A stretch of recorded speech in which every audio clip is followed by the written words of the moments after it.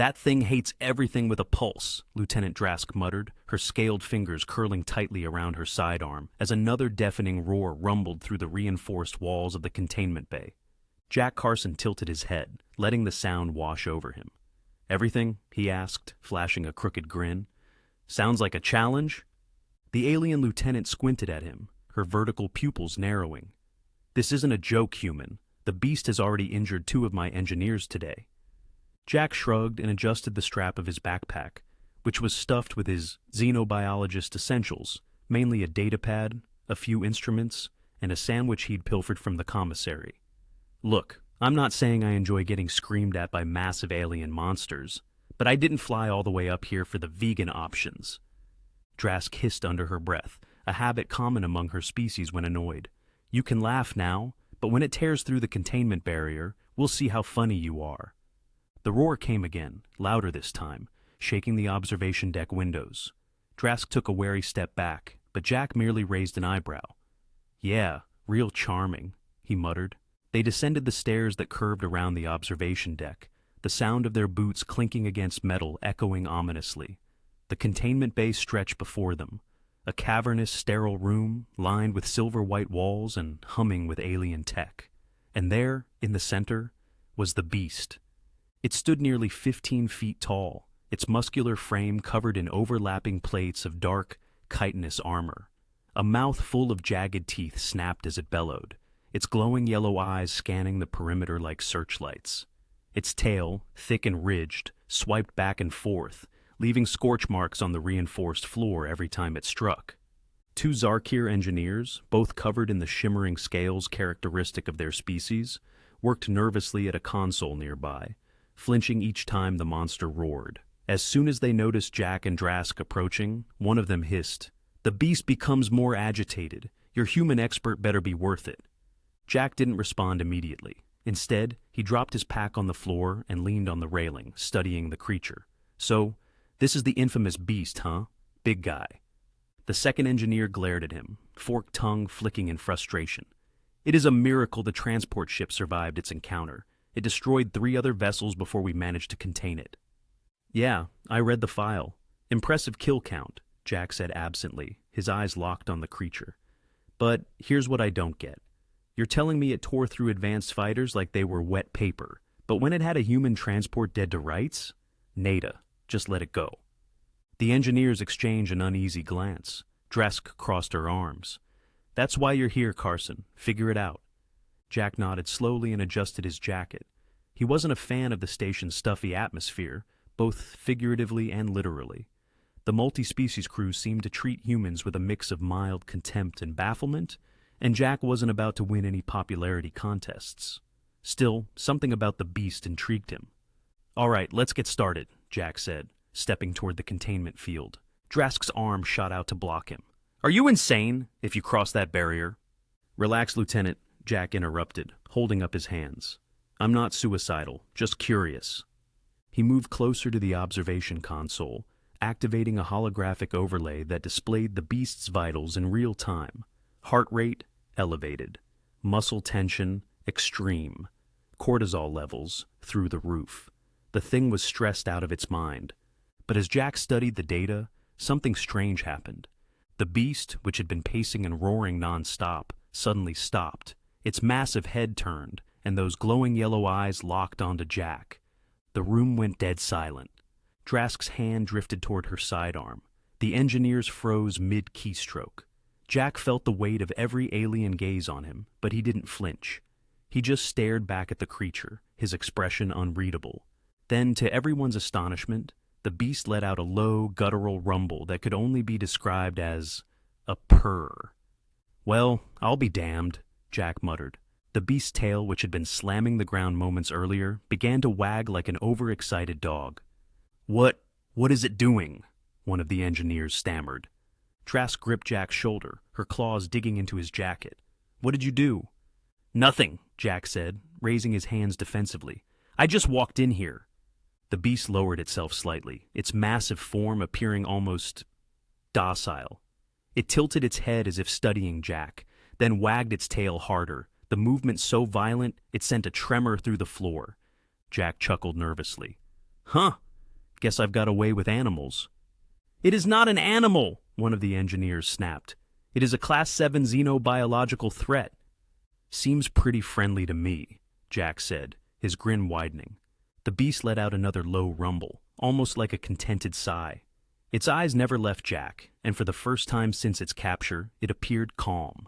Drask stepped back, her expression a mix of confusion and suspicion.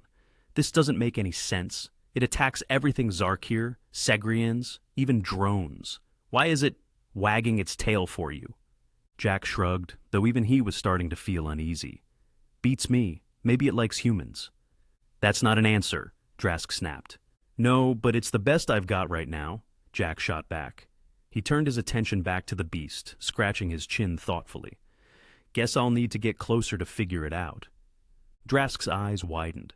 Absolutely not. But Jack was already moving toward the containment barrier. "Relax," he said over his shoulder. "I'll stay on this side of the field. Just want to see how it reacts." The beast watched him intently, its massive frame shifting slightly as Jack approached. It didn't roar. It didn't lunge. It just wagged its tail, the movement slowing as Jack got closer, as if it were trying to be careful.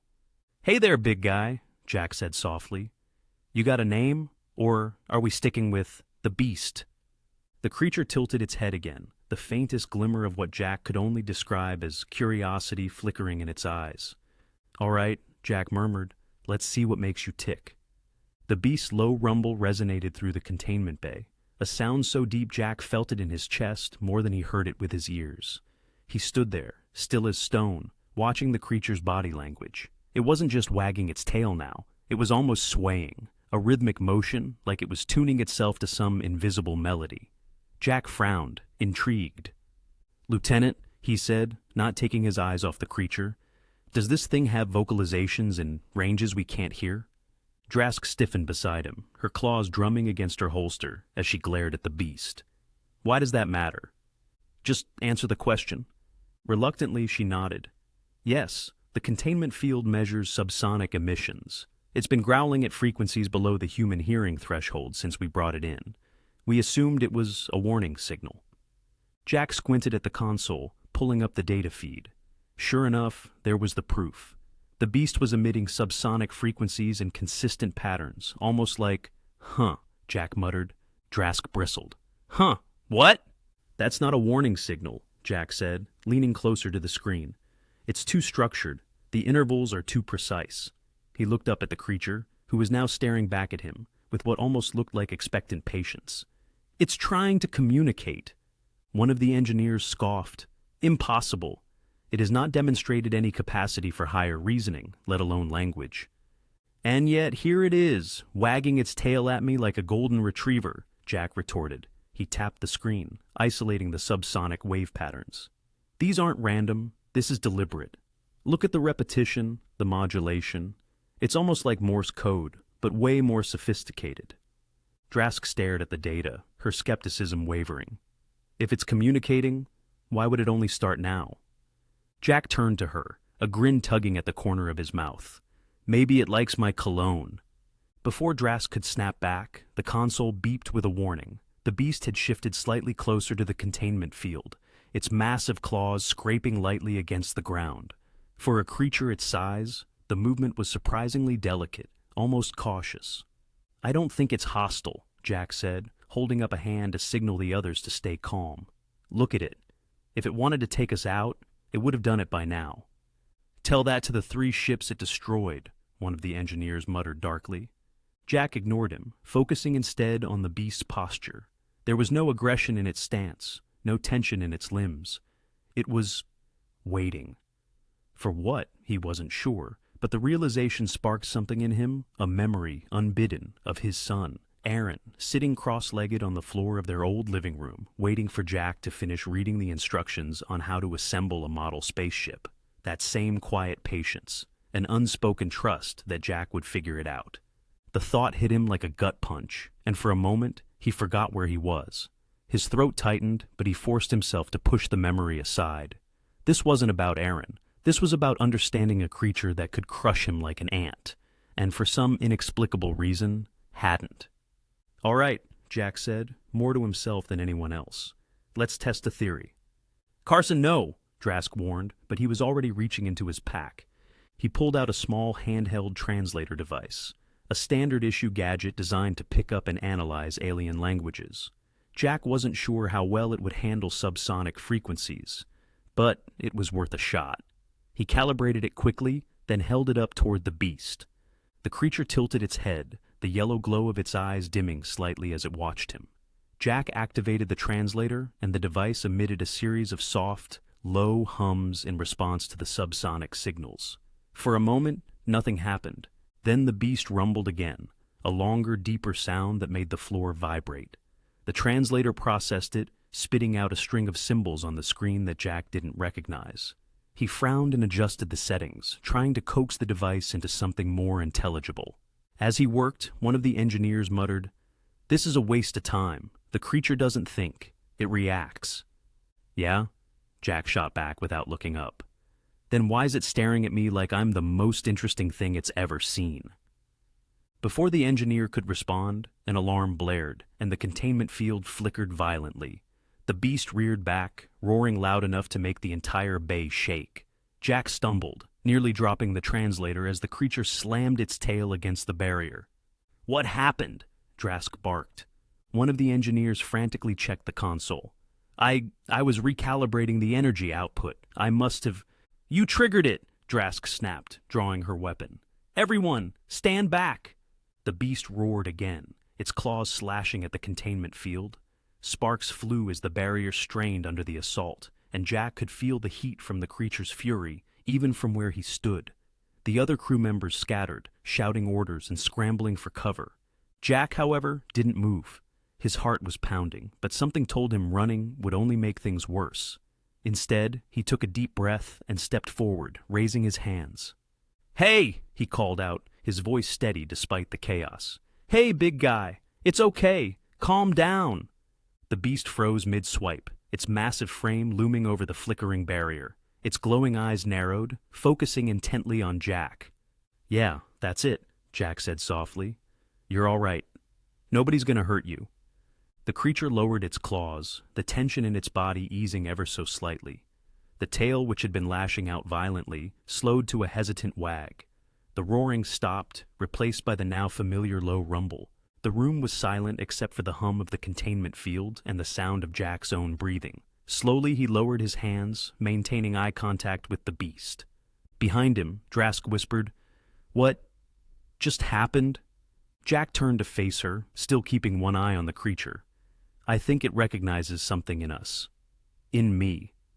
"That's insane," one of the engineers said, his voice shaking. "It's a killing machine." "Maybe," Jack admitted, "but machines don't calm down when you talk to them."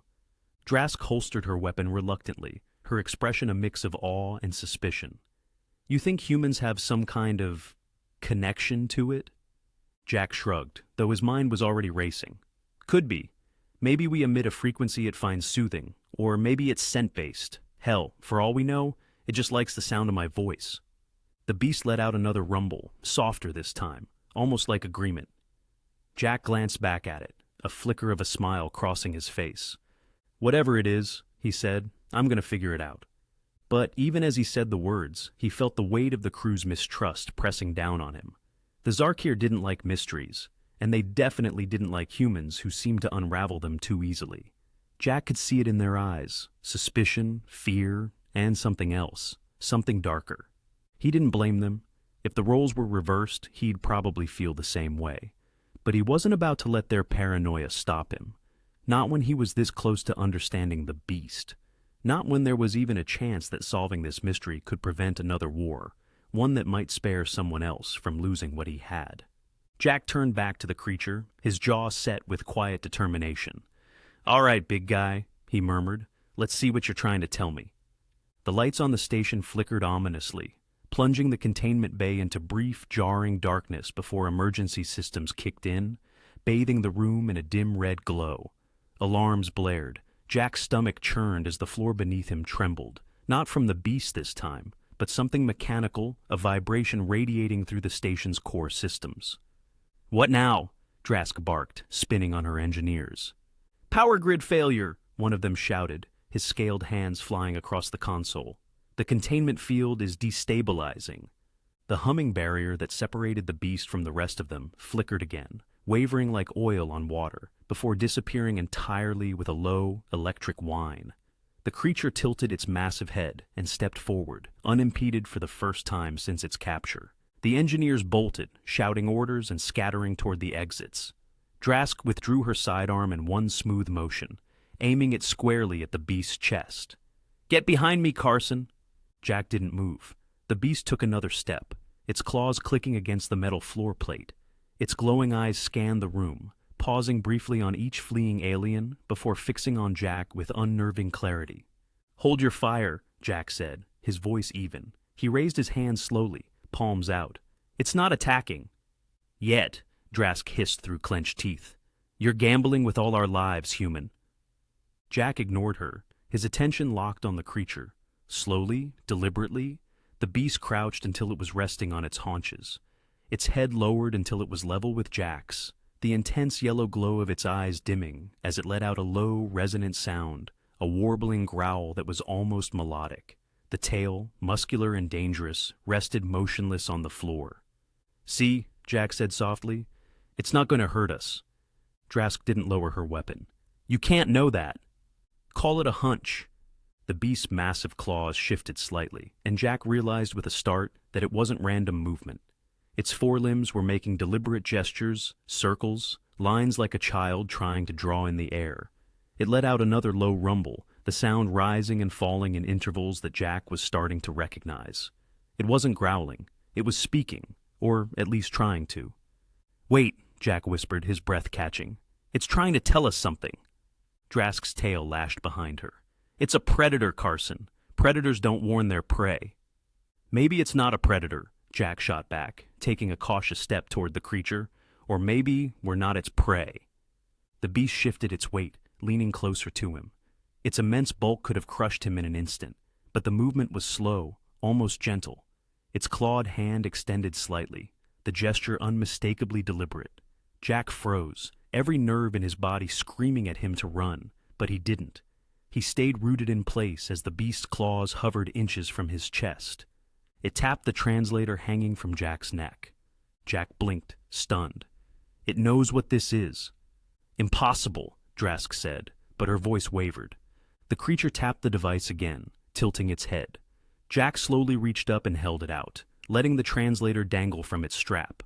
The beast let out a chuffing sound and sat back, its luminescent eyes watching him intently.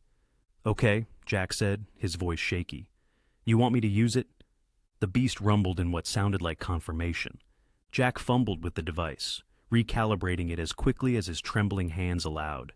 Each adjustment seemed to intrigue the beast. It watched his every move with unnerving focus, its tail twitching slightly but staying on the floor. When he activated the translator again, the device emitted a low, pulsing hum. The beast responded immediately, its subsonic vocalizations growing louder, more defined. Jack's chest vibrated with the force of it. The translator struggled to keep up, spitting out fragmented words on its tiny screen. "Approach, station, danger." "Approach station danger," Jack murmured, frowning at the garbled message. "What does that mean?" The beast growled again, more forcefully this time, and swiped its claw across the floor. The sound was nails on a chalkboard painful, but when Jack looked down, he realized the creature had carved a series of jagged lines into the metal lines that vaguely resembled the outline of the station. "Wait," Jack said, realization dawning. "You're warning us about something coming here?" The beast rumbled softly, tipping its head in what could only be described as a nod. "Warning us about what?" Jack pressed. "What's coming?" The creature growled again, this time louder and more insistent. It gestured to the crude outline it had drawn, then dragged its claw through it, bisecting the station's image in a violent slash. Jack's stomach dropped. "You're saying the station's going to be destroyed?" Drask stepped forward, her weapon still trained on the beast. "This is absurd. Even if it's trying to warn us, how do we know it isn't the one planning to destroy us?" "Because it doesn't need to warn us if it wanted us dead," Jack snapped. "It could have ripped through that containment field hours ago." Drask hesitated, her grip tightening on the weapon as her tail flicked erratically. The beast growled again, its subsonic tones growing more frantic. The translator buzzed, displaying a single clear word: hurry. One of the engineers burst back into the room, panting and wide-eyed. "Commander, external sensors are picking up an anomaly." Drask spun to face him. "What kind of anomaly?" "A massive energy signature heading straight for us," the engineer said, his voice trembling. "Looks like a ship, but it's not like anything we've seen before." Jack turned back to the beast. "Is that what you're warning us about?" he asked, pointing to the engineer. "The ship?" The creature let out a sharp bark, the sound reverberating through the room like a drumbeat. It reached out again, this time tracing another shape in the air with its claw, a long, angular figure that looked disturbingly familiar. Jack felt a chill run down his spine. "That's the shape of the ships you destroyed before, isn't it? The ones that attacked you?" The beast nodded, its glowing eyes narrowing. Drask lowered her weapon slightly, her expression grim. "If that thing knows what's coming, we need to prepare. But I'm not sending my crew into battle based on the word of a creature we don't understand."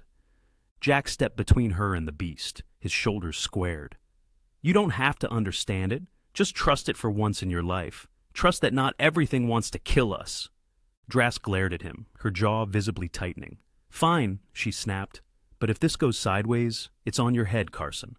Jack nodded, already turning back to the beast. "Okay, big guy, you've got our attention. Now what?" The beast let out a softer growl and extended its claw once more, gesturing toward the station's main control panel. Jack followed its gaze, understanding dawning. "You want us to use the station systems to track the ship," he said. "You're telling us where to look." The beast rumbled again, its tail flicking slightly. Jack didn't wait for permission. He grabbed the engineer by the arm and pulled him toward the console.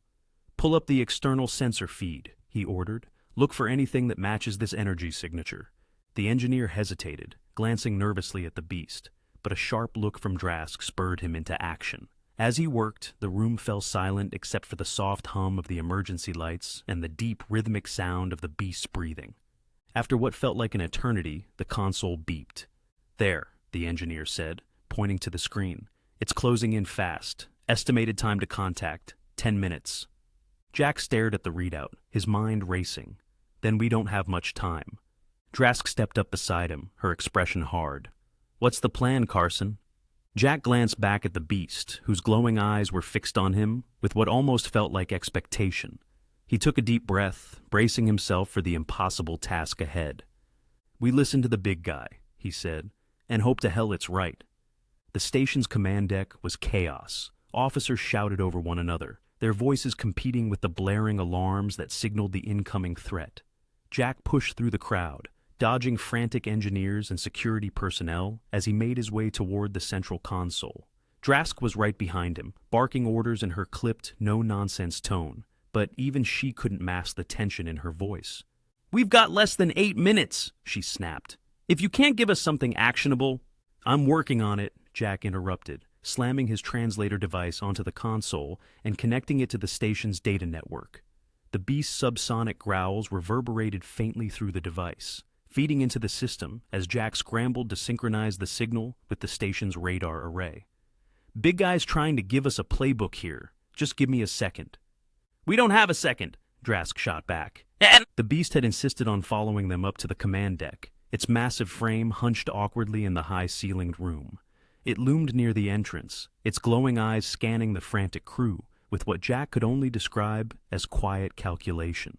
It seemed less like a caged animal now, and more like a war-weary veteran one who had seen this exact scenario play out before and carried the scars to prove it.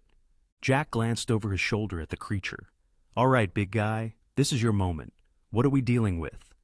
The beast responded with another long, resonant growl, its chest vibrating visibly as it projected the sound. Jack's translator processed the signal, spitting out a fragmented but distinct message onto the console screen. "Divide, strike, blind," Jack read aloud. He frowned, running a hand through his hair. "What does that mean?" "It's not enough," Drask growled. "We need specifics." More subsonic vocalizations followed, this time accompanied by a sharp, deliberate movement of the beast's claw. It dragged its talons across a nearby metal panel, carving out a crude diagram that resembled the station's surrounding sector. Jack leaned in, his eyes narrowing as the creature added smaller slashes symbols, perhaps around the edges of the makeshift map. It's a pincer movement, Jack realized, his voice low but urgent. He pointed to the markings. The fleet's coming in from 2 angles to flank us. That's why it said, divide. They want us spread thin so they can hit us harder. Drask stiffened, her tail snapping behind her. How could it possibly know that? Because it's seen them do it before, Jack said, turning to her. It knows their tactics. If we listen to it, we might actually stand a chance. Might isn't good enough, one of the Zarkir officers snapped, his green-scaled face tight with barely restrained panic. We need guarantees. Jack slammed his hand on the console, startling everyone around him. There are no guarantees, but unless any of you have a better idea, maybe stop yelling and let me work. The room fell silent except for the persistent hum of the station's warning systems. Drask held Jack's gaze for a long moment before nodding sharply. Fine, but if this goes south... Yeah, it's my head on the chopping block, Jack muttered, turning back to the console. His fingers flew across the interface as he integrated the beast's data into the station's tactical systems. Okay, assuming this thing's right about the pincer movement, we need to concentrate our defenses at these 2 choke points. He highlighted the areas on the holographic map. And we'll need to fake a weak spot here, force them to commit to the wrong target. Drask studied the map, her expression hard. And if they don't fall for it? Then we improvise, Jack said, glancing back at the beast. The creature rumbled softly, almost like approval. That's not a plan, Drask said through gritted teeth. It's the best we've got, Jack shot back. He turned to the command crew, raising his voice. You heard the lieutenant. Get those defenses in place now. Focus firepower on the choke points, but keep enough reserves to reinforce the fake weak spot. Move. The crew hesitated only for a moment before springing into action. Jack could feel their unease, their distrust, but there was no time to address it. He returned his attention to the beast, who had moved closer to the central console. Anything else we need to know? Jack asked. The beast growled again, this time softer, almost mournful. The translator emitted a single word. Sacrifice. Jack's stomach twisted. What kind of sacrifice? The creature didn't respond. Instead, it turned away, pacing the perimeter of the room with a deliberate slowness. Jack watched it, unease settling over him like a heavy cloak. He didn't have time to dwell on it long. The station shuddered violently as the first warning shots from the approaching fleet hit the outer shields. They're here! An officer shouted. Drask moved to the tactical station, her voice cutting through the chaos. Divert power to forward shields. Prepare to launch interceptors. The battle unfolded in a blur of light and sound. The alien fleet's ships were sleek and angular, their weapon systems devastatingly precise as they hammered the station's defenses. Jack could see the beast's predictions playing out in real time, the pincer movement, the concentrated fire on apparent weak points. The crew scrambled to adjust, their responses guided by the intelligence the beast had provided. It wasn't enough. They're overwhelming us, Drask shouted, gripping the edge of the console as another explosion rocked the station. We need more firepower. Jack's mind raced. He turned to the beast, who had stopped pacing and was now watching him intently. You said sacrifice, Jack said, his voice tight. What does that mean? What are we supposed to do? The beast moved toward the central console, its claws tapping deliberately on its surface. Jack stared, uncomprehending, until the translator emitted another word. Me. Jack's breath caught. No, you're not. The beast growled again, its tone firm, almost commanding. It tapped the console once more, inputting coordinates into the station's targeting systems. Jack realized with a sinking feeling that the coordinates aligned with the heart of the enemy fleet. You're saying we use you as a weapon? Jack asked, his voice barely above a whisper. Drask's eyes widened. It's volunteering? Jack ignored her, focusing on the beast. You don't have to do this. We can... The beast's growl cut him off, sharp and insistent. The translator struggled to keep up, producing a garbled but unmistakable message. Protect humans. Purpose. Jack felt a lump rise in his throat. He wanted to argue, to find another way, but the look in the beast's glowing eyes stopped him. It wasn't fear he saw there. It was resolve. All right, Jack said quietly. If this is what you want. The beast nodded, then moved toward the station's airlock, its massive frame casting long shadows in the dim light.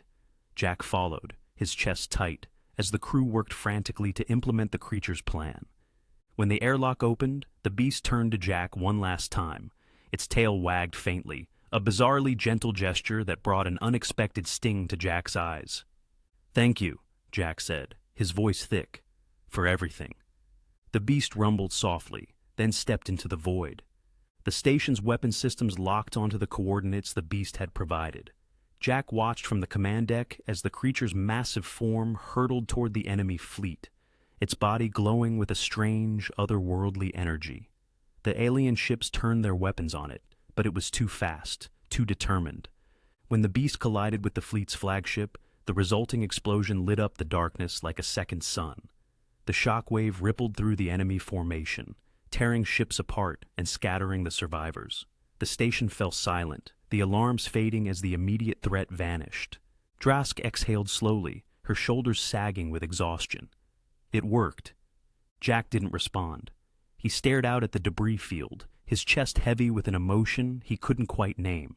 The beast was gone, but its sacrifice had saved them all. In the aftermath, as the crew began repairs and regrouped, Jack returned to the containment bay. The room felt emptier than it should have. He stood there for a long time, staring at the claw marks the beast had left behind, each one a fragment of a story they'd only just begun to unravel. "Protect humans," Jack murmured to himself. Why? He didn't have an answer, not yet. But as he turned to leave, he felt a flicker of hope. Maybe, just maybe, the beast's sacrifice was the beginning of something bigger, something that could bridge the gap between species and reveal the secrets of a galaxy still full of mysteries. And maybe, somewhere out there, the beast's kind was waiting for humanity to listen.